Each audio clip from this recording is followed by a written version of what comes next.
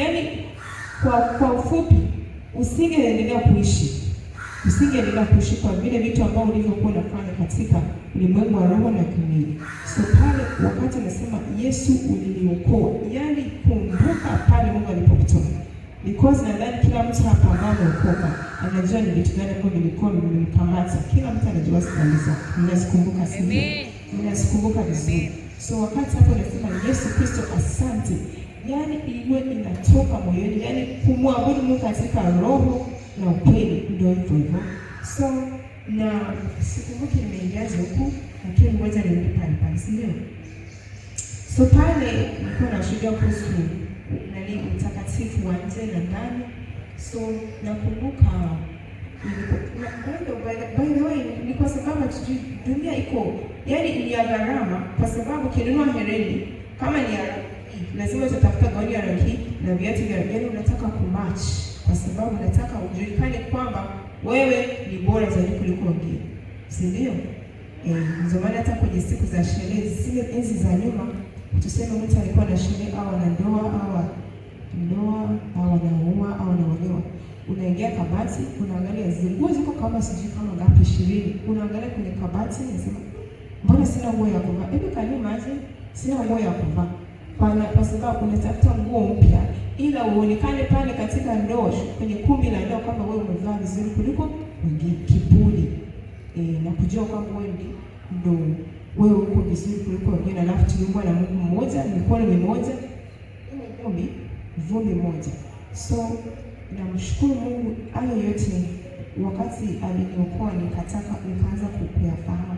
Then pale kwenye hizi chains nakumbuka siku moja kulikuwa kuna mkutano wa injili pale Nairobi, kabla sijajua hizi injili za mtakatifu. Nilikuwa nina queue sana mpaka nilienda Nairobi kutafuta Mungu. So kulikuwa kuna mtumishi wangu anatoka Nigeria, alikuwa anahubiri wakati injili yake siku zile ilikuwa inanivuta. So nikasema huyu mhubiri akija huku Afrika Mashariki lazima nitaenda. Kama niko kazini au niko Dar es Salaam lazima nitatafuta muda niende. So alikuja Nairobi na mimi nikafanyaje? Nikaenda. Lakini wakati huo kidogo Roho Mtakatifu alikuwa ameanza kufanya kazi na mwangu. Hiki sio kizuri. Lakini najua tunakuwa tunambisha, yaani unampinga, unamwonyesha kwamba wewe hekima yake ni mzidi. So nilipofika Nairobi, mkutano ukaisha, nikaingia kwenye duka moja, nikanunua chain. Niliponunua chain, nikarudi nayo nyumbani. Nilikuwa na match. So siku moja nilikuwa ninaomba. Wakati naomba, ghafla tu nikasikia sauti inaniambia, angalia kwenye kifua chako. Sasa kwenye hiyo chain ilikuwa ya yellow in color. Kama rangi ya dada Merida. So njani nadhani. So nilikuwa ninaomba, nikasikia sauti inaniambia, angalia kifua chako. Unajua hizi chain za wanawake, hapa kuna kama kafashoni kama inaitwa Susan, hapa imeandikwa S, inaitwa hizi hapa imeandikwa A, au fashion tunakumbuka chain za wanawake. So nikasikia sauti inaniambia, angalia kifua chako. Nilipotazama nikakuta kale kananipa mbele, kale kafashoni mbele, kakageuka kakawa kichwa cha nyoka. Kalivyokuwa kichwa cha nyoka, nikashangaa. Niliposhangaa nikaogopa. Kumbuka hiyo chain nimeivaa. Hebu imagine in reality umevaa nyoka kabisa. So nilipoendelea kutazama nikasikia sauti inaniambia endelea kutazama. Nilikuwa kwenye uoga, nikaona yaani kichwa cha nyoka kipo kwenye kifua changu. Nikaendelea kutazama, yaani kacheni kote kalianza kwa nje kalikuwa kanaonekana kama ni chain, lakini kwa ulimwengu wa roho ni kitu kingine. So sauti ikasema endelea kutazama. Sasa ile chain tunajua inakuwa hivi. So ikaanza kuwa kichwa cha nyoka, kuanzia pale kwenye kichwa ikaendelea kuwa nyoka mpaka mwisho. Nikajikuta nilikuwa nimevaa nyoka bila kujua. So wakati then after that nilifanyaje? Nilivyoamka asubuhi baada ya kutazama nimevaa nyoka, nilikuwa naomba katika maombi. Then nikasikia sauti inasema, "Ninyi wanawake, mnafikiri kama mkiwa mmevaa vitu, mnafikiri mmependeza, mnafikiri kama ndo fashion, lakini mmevaa manyoka bila kujua. Kumbuka nyoka ni adui wa mwanadamu. So unatembea na adui life, unaenda naye, unalala naye kwenye chumba chako, unatembea naye. So kuhusu hiyo nikakusanya vitu vyangu vyote, mayaleni, kila kitu nikakusanya vyote, nikasema nitavifanyaje?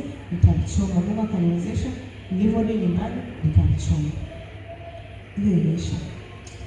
Then kuhusu nywele pia nilikuwa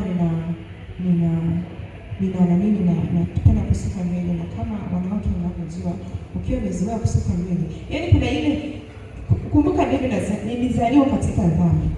So wakati unazaliwa katika dhambi, kuna dhambi, yaani dhambi ziko nyingi, ziko nadhani Mungu alinishuhudia kwamba ziko kama aina tatu. Kuna zile ambao ulichukua kutoka kwa mama wako, kuna zile dhambi ambazo dunia imekufundisha, kuna zile dhambi ambao wewe mwenyewe umekuwa chanzo cha hiyo dhambi.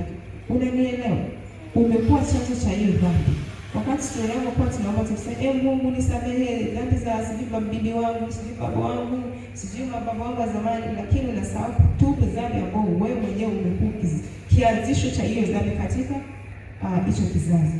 So then yes. So tulifundishwa kwamba ukisuka nywele ndio unapendeza, vitu kama hivyo, na nilikuwa mtu ambao nilikuwa naweza nikachukua wig start na tafuta style ya kusuka.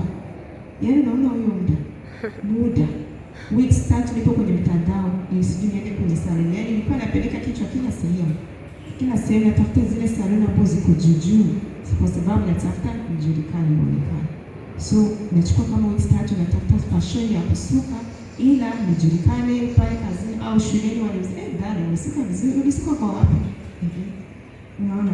So then Mungu akawa ananishuhudia. So nikaanza kusikia hizo shuhuda za Mungu anapenda hivi vitu. Ndani mwangu akasema, nimesikia lakini nilikuwa sijaridhika. Unajua ile hali. Nilikuwa sijaridhika. So siku moja nilikuwa kwenye yaani hivi vitu vilinijia nikiwa naomba. So nikakuta that night ilikuwa Ijumaa ni leo, and then kesho yake ni Jumamosi. Nilikuwa na mpango wa kufumua nywele. Nilikuwa nataka kesho Jumamosi ikifika niende saloni wanifumue, wakimaliza kunifumua aidha niweke dawa au nizisuke tena. Sasa Mungu ni mtamu. Mungu atelewi. So hiyo siku yenyewe, usiku wa Ijumaa kuamkia Jumamosi, nikajikuta nilikuwa kwenye maombi.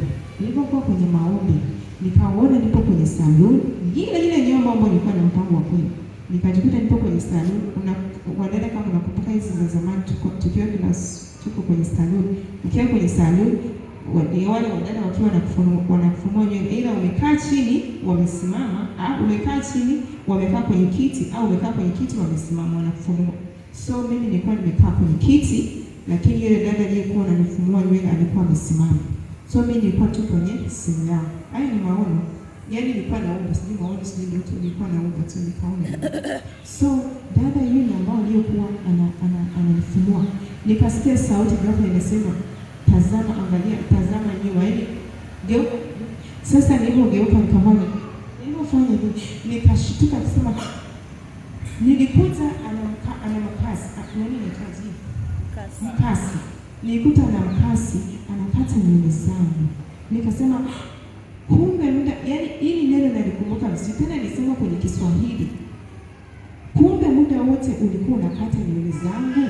Sasa hapo Mungu akanikumbusha. Kumbuka neno niliyosema, kumbe muda wote. Hujasema kumbe unakumbuka, nilisema kumbe muda wote. Kuna maana ya kwa nini nasema hivi. Sikusema kumbe ulikuwa unakata nywele zangu, lakini nilisema kumbe muda wote unakata nywele zangu.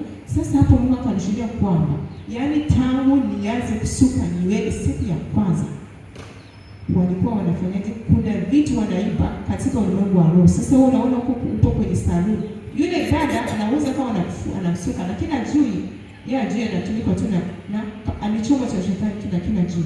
So wakati Mungu akanishuhudia, kila wakati ukienda saluni kusuka hizo nywele, kuna kitu ambao nilikupa, tuseme karama, tuseme zawadi ambao nilikupa, kinaibiwa katika kichwa chako, kwa sababu kumbuka kitu kingine, nywele za mwanamke ni nini?